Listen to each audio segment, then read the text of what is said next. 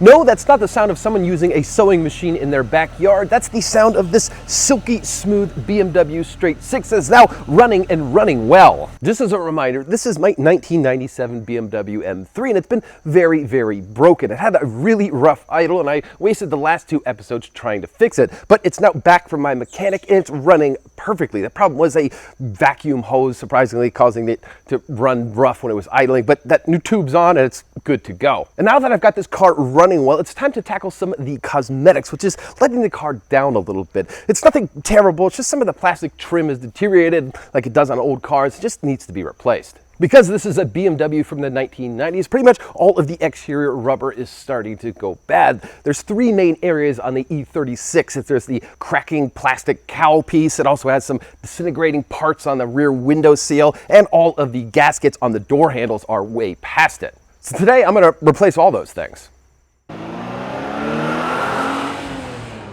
We're going to start on the back window because, frankly, it's the easiest of the 3 jobs. Now, this looks like it's sealed in place, but it's actually kind of just wrapped around the window and there's other sealant in there. So all you have to do is kind of peel this rubber up and then take the whole thing out. Now, these usually get really cracked and sometimes they're not even there, but mine's actually not that bad. It's got some cracks. It just looks old. It doesn't look that good. So I'm going to go ahead and replace it. So even though this isn't really attached to the car with any kind of glue or anything, it does take a little bit to get it out.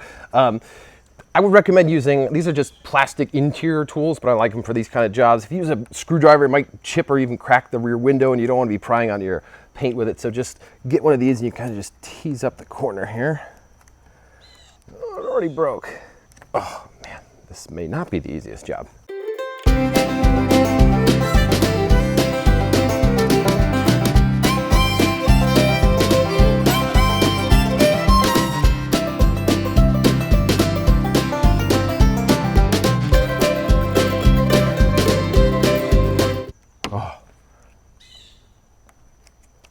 Come on.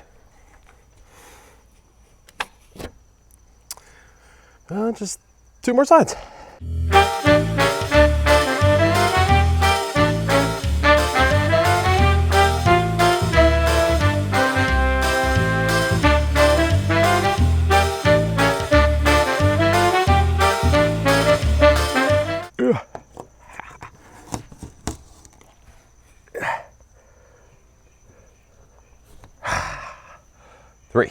So the installation is just sliding this into the grooves here, but before we do that, we want to clean this up because it is really nasty in there.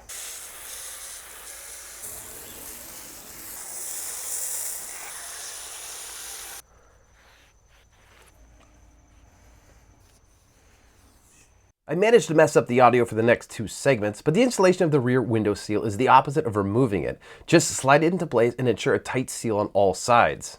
This is me explaining that I'm replacing the door handle surrounds and the seals, which requires removing a cap on the side of the door to gain access to the door handle's inner workings. So inside the door, there's this little tab and you actually have to kind of pull it towards you. So a flathead screwdriver really doesn't work. So I found that just a paint opener, this is from Ace Hardware and it works perfect. It's curved at the end. You can just grab it and pull it and then the door will pop off. And then the door pops off. Pop off. Why won't you pop off? Yeah, remember when I said pull, it was push. All right, so here is our old and nasty door handle and gasket. Here's our shiny new one that looks much better. Now you just kind of tuck these 2 things in and make sure you get the bottom ones in their place, and then you slot it in and then you pull that thing and you've got a new door handle. It's around.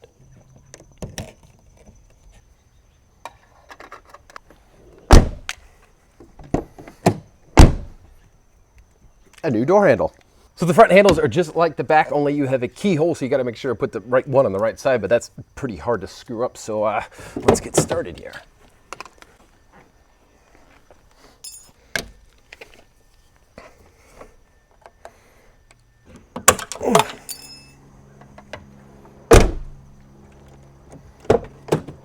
Looks great.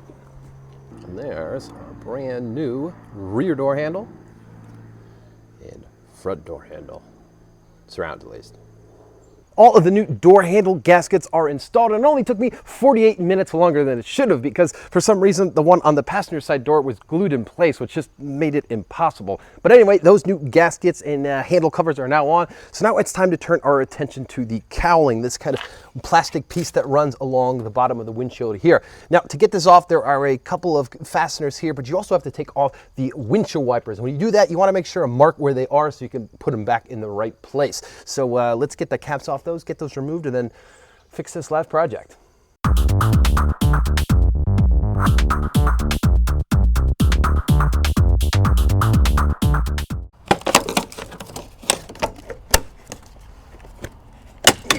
Yeah, you just kind of gently take this off like so.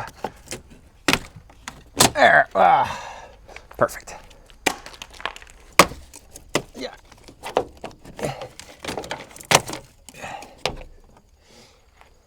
Just gonna go ahead and use the old shop vac to clean her up a bit here.